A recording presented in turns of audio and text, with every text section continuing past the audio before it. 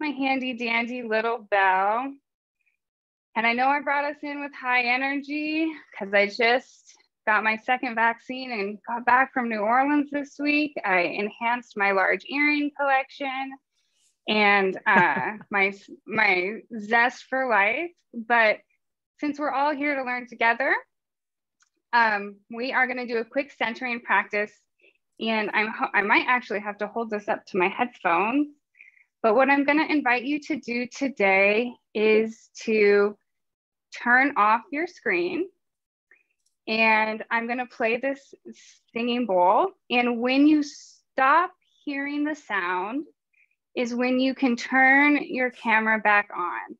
And so I would just invite you to close your eyes and to listen until you can no longer hear the sound.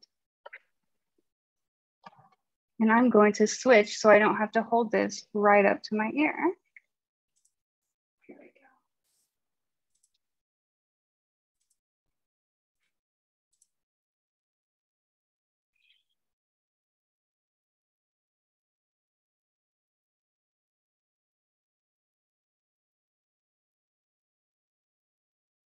When you no longer hear the sound of the bowl, you can turn your camera back on.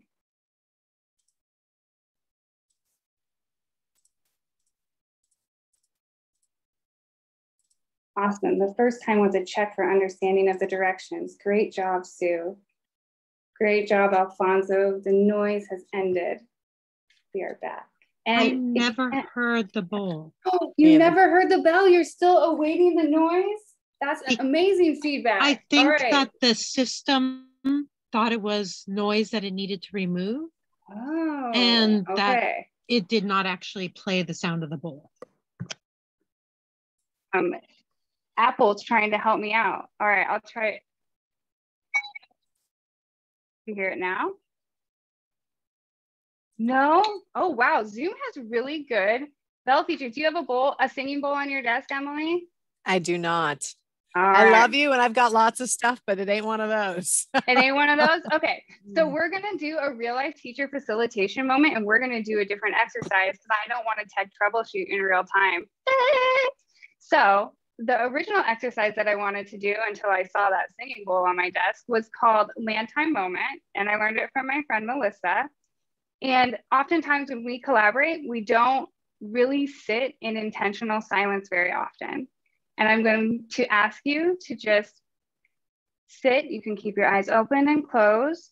You can turn your camera on or off. And I'm going to watch the clock. And we're just going to center ourselves together here now for the next 60 seconds.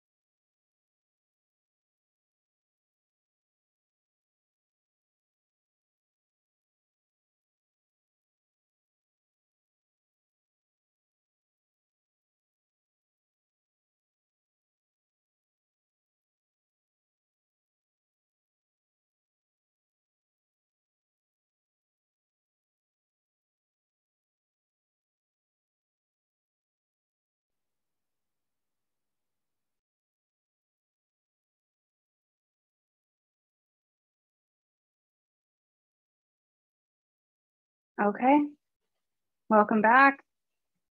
That was a minute. How many folks did that minute feel like a really long time? It shows how often we can take time for granted or miss it as it flies by, or how painfully aware we become when it creeps. So welcome everybody. We are officially on session 3 of the Collision course, a collaborative and critical friends group. In case we haven't had the pleasure of meeting together, my name is Yasmina, and I'm joined today by Emily. Brian, unfortunately, is not able to make it today, but he is here in generous and giving spirit and helped us craft this lesson plan today. we reviewed the feedback from last time, and there's a couple of things that we want to talk about and build upon today during our session. One of which that I'm going to be working on today is setting up our transitions better and getting to spend more time in breakout groups. The other of which is being more intentional with our tie-ins to equity. So I wanted you all to know that we are always listening to your feedback and taking it into consideration as we plan. So with that being said, we're going to throw you right into breakout rooms. And we're going to tie in some of the feedback we received about learning about the land acknowledgement and tying it into our own journey on the journey map. So as we continue along through this learning, we are going to be doing a parallel process of, I get to use my $1 million educator words today, so I'm really happy about it. So you get to bear with me. Synchronous and asynchronous learning. We are both going to be going on the journey and getting to practice the journey in real time. So we are going to kind of unpack and tackle some of those same uncomfortable, tricky equity questions that you as facilitators or coaches or thought leaders or systems leaders are likely to encounter in your work with your constituents, with your students, with your teachers, with anyone that you come into contact with. So when we asked last time, we had a final challenge question.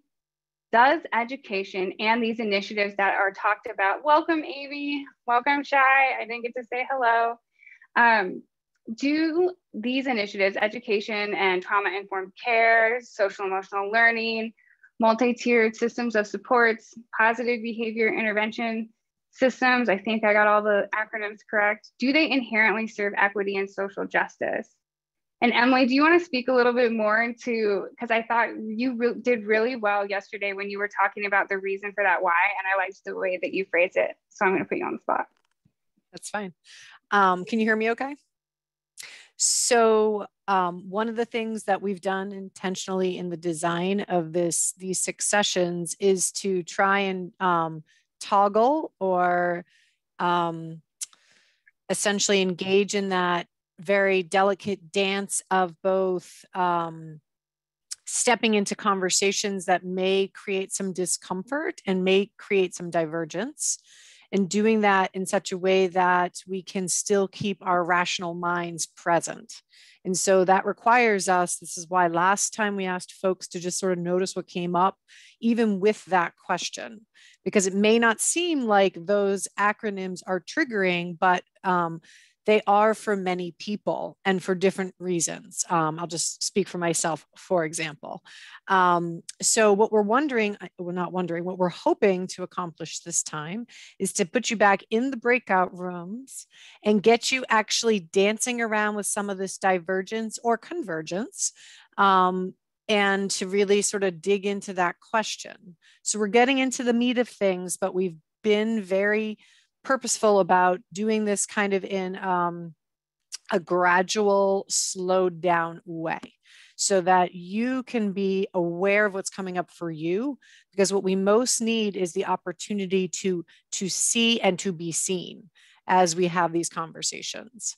So yeah, was that what you were getting at, Yasmina? It is. You set me up perfectly. I wanted to make a sports reference about layups and basketball, but it would come out as clunky as it is in my head. So just pretend I did, and it was brilliant. And everyone's like, oh my gosh, Yasmina, you know so much about sports. So yes, I'm going to segue that layup into, first, we're going to give you some time to process that, realizing that not everyone had joined us last week. And we're going to give you more time to segue and connect those thoughts. So what I just dropped in the chat box was a link to, and what will forever be my shame, a misspelling of collision course in that working document. And it's all I can see when I look at the shortened link. And it's going to take you to, and I'm going to share my screen real quick. And I see there's already people who are following directions. You're amazing. Thank you. So we've talked about your feedback also was that you'd like a way to get in contact with each other. And this is a way that you can come back and reference it without having to look at saved chat logs. So your free write prompt for the next 3 minutes is right here. What is your relationship to your interventions or initiatives of choice, social emotional learning, trauma-informed care, MTSS, or PBIS? Do you like your initiatives, dislike your initiatives? Is it complicated, like that status on Facebook? What are the areas of strengths or areas of growth in your experience? And if you work under multiple hats within these initiatives, go ahead and just pick one. Pick whichever one is your flavor of the week right now. Can I get a reaction via the chat, via the reaction buttons? Because all I can see is your little pictures, not the chat box. So a hand, a heart, a donut. I found out you can do that if you understand the directions. We're gonna write for 3 minutes. Good, making sure everybody's awake. All right, all right. I So love Yasmina, it. just so you know, Shay has an excellent question, which is, do you want them to be writing in this document, or are they writing for themselves in a separate piece of paper? That's a great question. I would like you to take out a pencil and a piece of paper, optimally, because I think that in our land of Zoomness, we don't often take the time to have that kinetic connection. But otherwise, I would write down individually, because we're going to come back after this 3-minute free write, and we're going to put you into groups where you're going to talk about this together. So you don't need to actually write on this document, okay? So I'm gonna get a little timer going, and you will have 3 minutes to free write. I encourage you to turn off your cameras. On your marks, get set, write the next great American novel.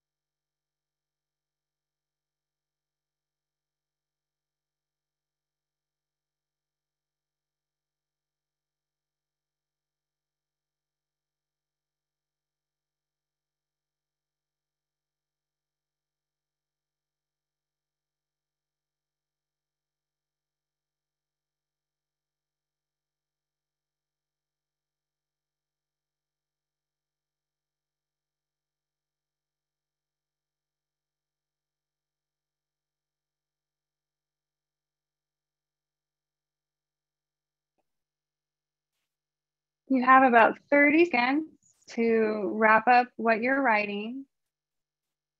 And then what's going to happen is you will receive an invitation to a breakout room. I asked Carrie to keep the breakout rooms the same as last week. So you should be familiar, or the group will be ready to welcome you in. If you find that you are not in the same breakout group, it'll be okay. All right. So pencils down, friends. Carrie's going to move you into your breakout groups. And if you just want to take about 2 minutes per person to share something about what you wrote or what some of your wonderings were, or you can just answer the question, but each person should get about 1 or 2 minutes. So with that being said, our breakout groups will be about 4 or 5 minutes long. That's your bat signal, Carrie. We can take off.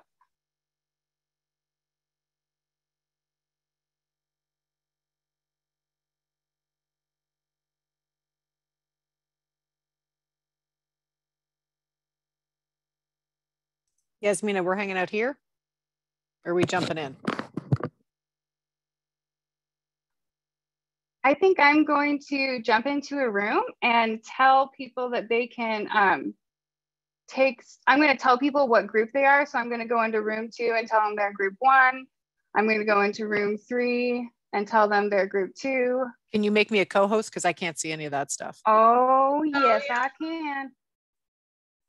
And there's also, Yasmina, room 1 only had 1 person in it, so I moved them all. So there's 4 people in rooms 2, 3, and 4. Cool. Okay. Cool. Awesome. Cool. And I can screenshot it. Perfect. Please. We have a very small group today. Who knows? Maybe it was all those emails. 1, 2, 3, 4, 5, 6, 7, 8, 9, 10, 11. Maybe we do have a small group today. Mm-hmm. All right. So, well, let's say room 2 is group 2, room 3 is group 3, room 4 is group 4. That'll make it easier. Yeah. Yasmina, I'm closing the rooms at what time? Did you say like they're in there 5 for 5 minutes? Yeah. Am I on? And am I for pacing? Ooh, I'm a little bit ahead. Well, great. Yeah, I think you're okay. So I'd give him a little, if you can give him a little more time, because this is such a big topic. So you were initially giving them 15 minutes, was it? Yeah. So they're going to have like two minutes per person to talk. So I'm going to go into room 3 and see what's shaken. Okay. Where do you want to go? Did you get the co-host? Did you get the co-host juice? I did get the co-host juice. Okay. I'm going to jump into, oh, you're going in 3? Okay. I'll jump into 4. Okay, cool. I don't know how to get it. I don't know how to get in there though. If you hover your mouse. Oh, I see. There you go. Yep. Got it.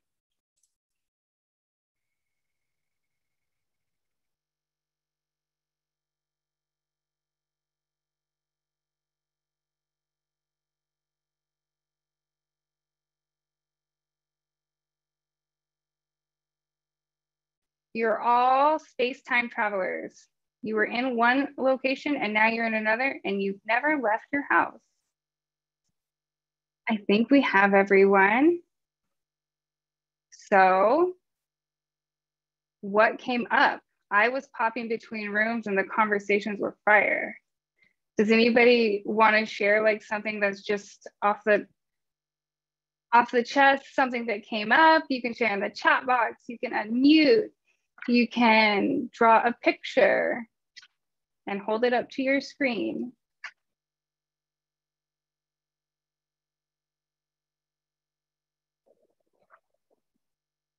While your minds all process, I'm going to fill you with a fun fact that it takes 3 different parts of your brain to process the question I just asked you.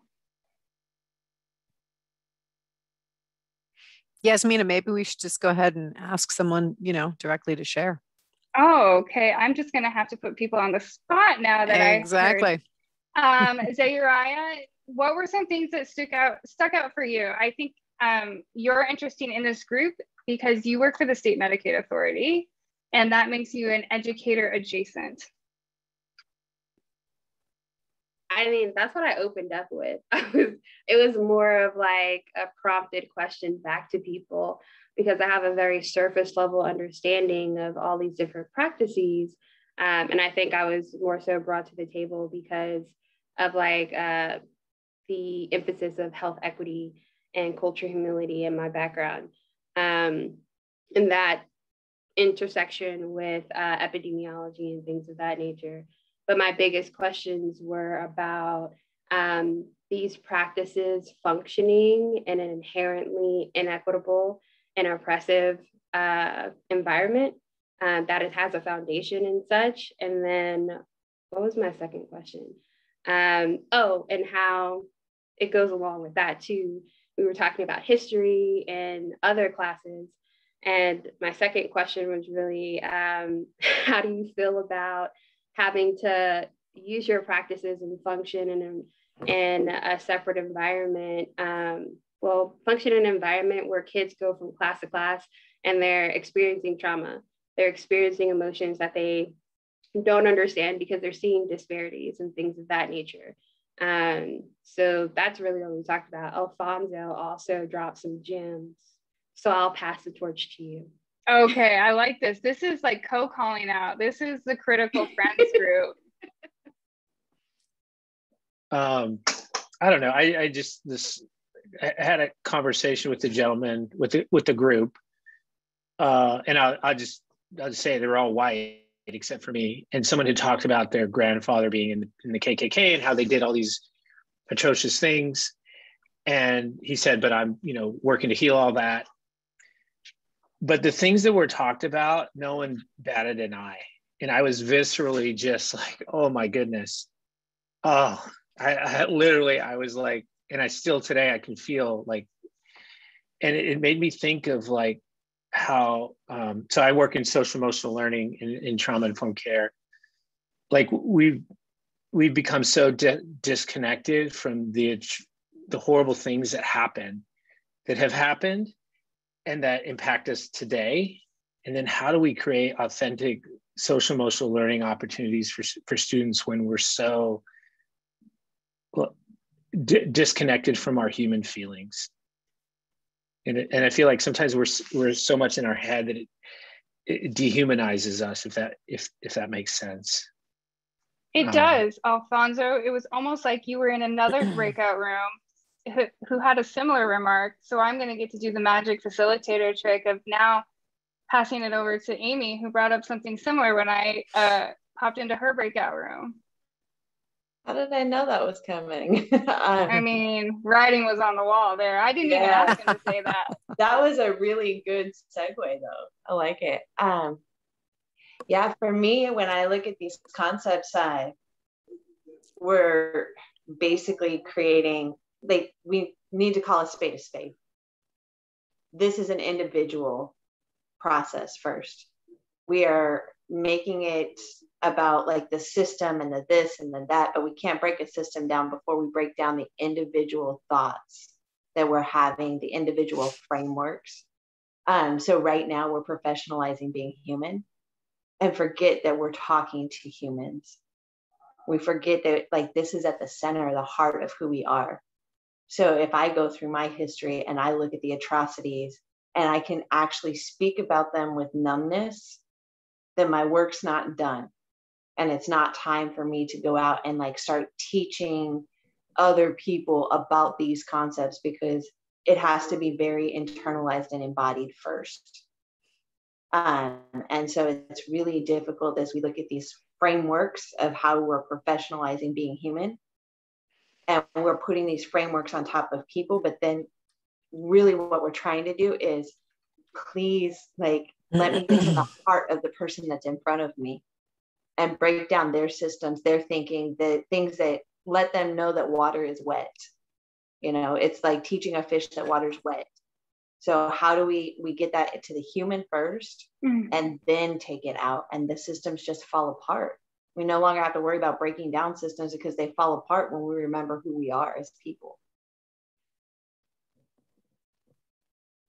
And I think that, Amy, I'm processing all of that. I mean, that resonates to the experience of being human, of this journey, and why this group is just so valuable, because we're really learning. And what I think this week, when some of your optional accountability activities are going to be tiptoeing those coaching and facilitation questions out into the real world, because wading into that discomfort of like helping to remind others of what makes us human over what makes us programmatic, systematized.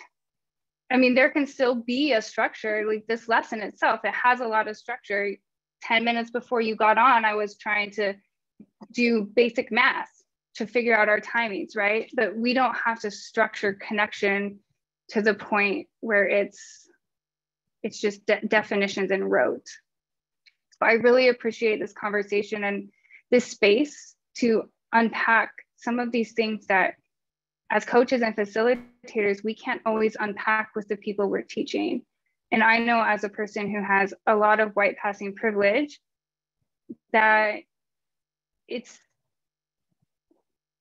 I feel a combination, like I have to constantly confront my sense of guilt and my sense of ick.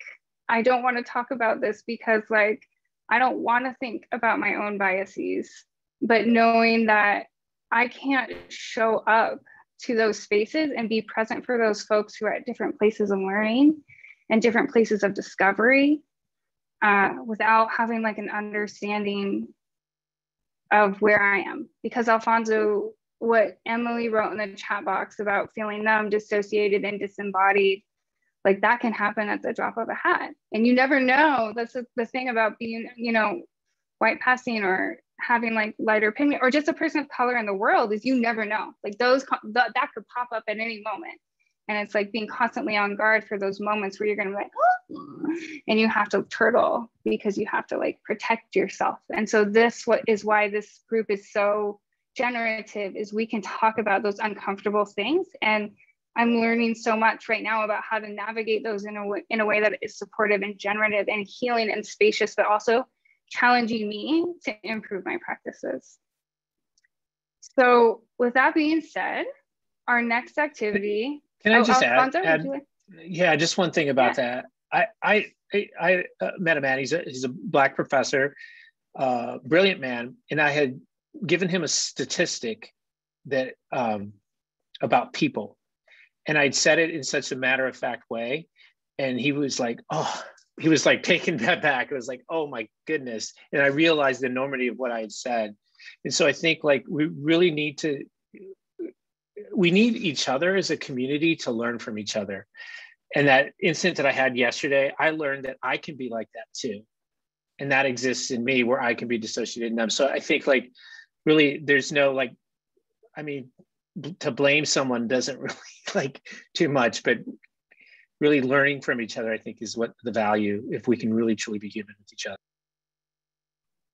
Yeah, and I wanted to add something that I forgot to say earlier too. I know our goal is to have well-being and to exhibit well-being on emotional, mental, physical level. But I mentioned in our group about advocacy on a policy level and things of that nature. And so if we can say that, yes, we want to reach these levels of autonomy and liberation on these 3 different levels of well-being. But unless we have a society where we can function in that way, it's really hard to even reach that. So before we even are taking our guard down and being vulnerable and talking about that and taking away, you know, the sort of numbness, you have to aid what the bigger issue is before we can take down our guard, or else you'll just have all these people here traumatized and depressed and suicidal and things of that nature. I love that. Does anyone else have any final thoughts before we transition? Tracy, Melanie, Pamela, Sue, Shai, you were dropping, oh, Russ. A little something on my mind here. I'm thinking about this. You know, from what I know of transformational leadership, it's hard to go very far if you're going alone, but it's easy if you're going with your people, right? So the approach of building community first, right? Building collectivism Like for me, like that circle practice as a school-wide practice that we anchor everything in, gives us the capacity to be able to relate to each other at the levels that lead to healing, that lead to, you know, new ways of encountering ourselves and our own identities, as well as our values and beliefs. And that's where the magic happens in terms of shifting systems. It doesn't happen with policy. It doesn't happen with big ideas. It happens with people in relationship to each other. Thank you, Russ. Relationships, right? So we're going to go back into our breakout groups. And before we go, I'm going to tell you a little story that was shared with me recently by a colleague in Canada. And if you've had to hear this story from me, you get to hear it twice. So yay for you. There was a bear and a hummingbird, and they were both sitting on the side of a hill, and they were overlooking a forest fire. There was a large fire in the distance, and they both felt helpless because the fire was burning so bright and this home that they loved was being damaged. And Bear watched Hummingbird go over to the river and pick up one tiny droplet of water and fly back to the forest fire and drop that one little droplet. And Hummingbird, you know, they move so fast. Did it a couple of times, and pretty soon Bear looks over at Hummingbird and says, "What are you doing? You're a tiny hummingbird. That's a huge forest fire." And Hummingbird says, I'm just doing what I can. And so sometimes we're up against forest fires and we feel like hummingbirds. But a lot of hummingbirds working together can put a lot of little droplets on the water.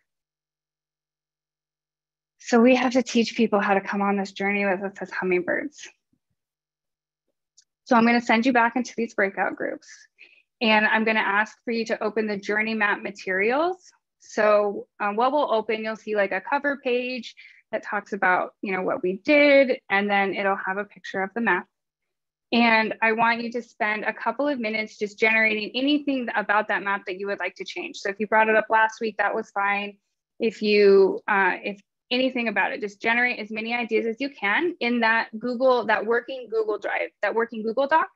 And we're going to go into the same breakout room. So you should be able to find your name somewhere on the groups, because I tried to record it while we were in the first breakout group.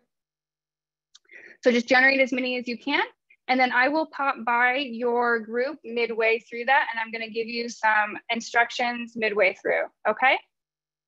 When you have your Google Doc open and the journey map open, will you put like some sort of reaction, either a heart, a donut, a hand raise, a celebration, twirl, so I can give Carrie the bat signal to transition you.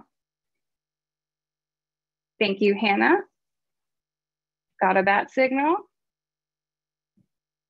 Not yet, Carrie, that wasn't your bat signal. Got it. Yes, Mina, can I ask one quick question? When they're in breakouts, how long? Oh, I got a pizza from Amber. So we are going to be in the breakouts. Once you go, we'll be there for 7 minutes total. I got a turtle.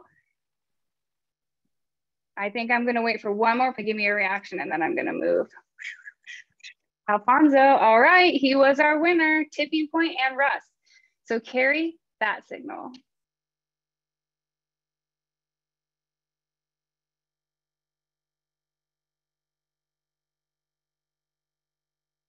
So we're doing pretty good on time because you're an amazing group of learners. So I was wondering if you would like a few more minutes. Oh, Hannah got cut off. If you would like a few more minutes to, now that you really know what the instruction is, you have to pick your top 3.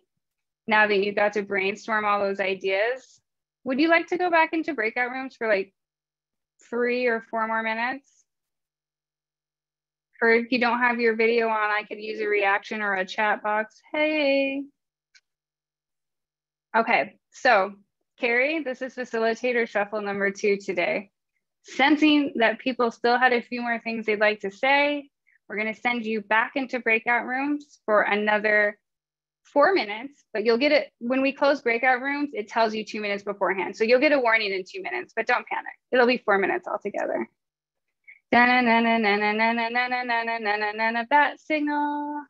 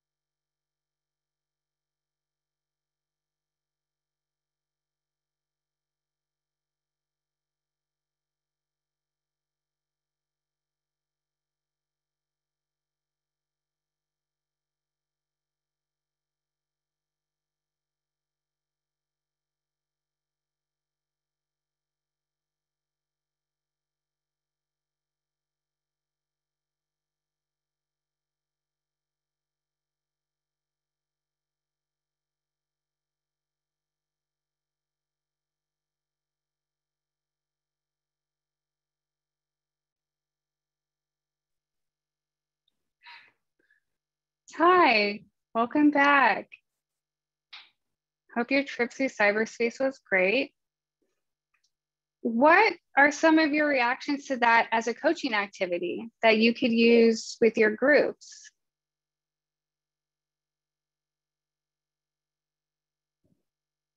So I was interested in your responses to that question because you're the authors of this document, but I wanted to tickle your noodle a little bit about, would this be an activity you could use maybe with educators who love to pick something apart and give you feedback and dialogue on it as potentially a tool?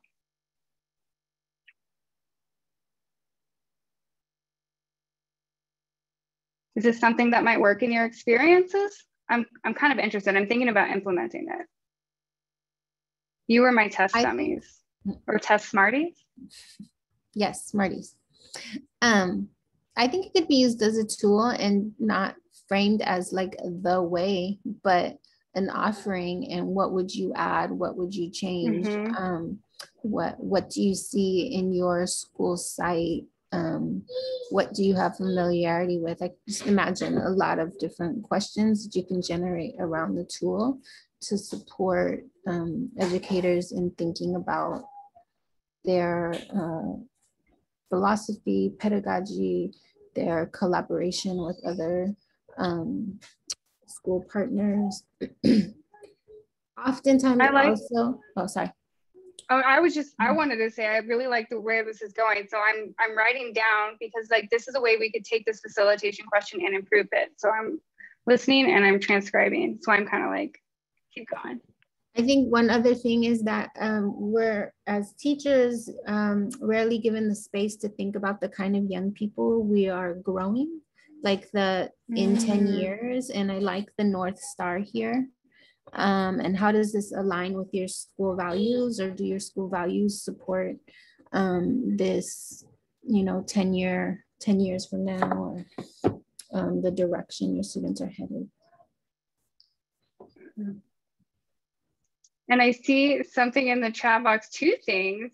One from Zayuriah to Alfonso, that it looks like there was a conversation that got cut off, or maybe I was in their small group breakout. And then Russ said something to Pamela. Did you want to unmute and elaborate on that, Russ? Thank you, Oriana, by the way. Those are really good questions. Oh, Pamela was just in the middle of something that I thought might have been really cool to hear, but I'm not sure. If you want to finish that thought. I'm happy to finish the thought, but it's a little off the track, so I'm sorry. Yes.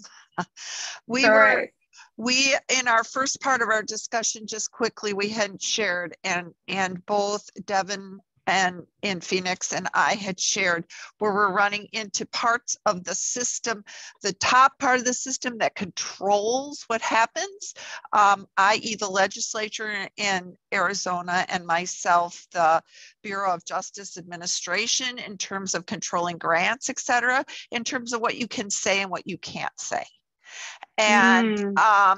And so ever since I got back, and I started to hear others talking about, well, we have to work at an individual level, and we have to call it what it is, and we have to build community and all of that, I start to wonder, that takes a whole lot of guts. For example, Devin's situation in Phoenix, and maybe others of us will run into it, is that the House has passed a law through their part, not the other part, where no one in schools can talk about race, with the potential of a $5,000 fine. Yeah, as a reason for anything. Yeah.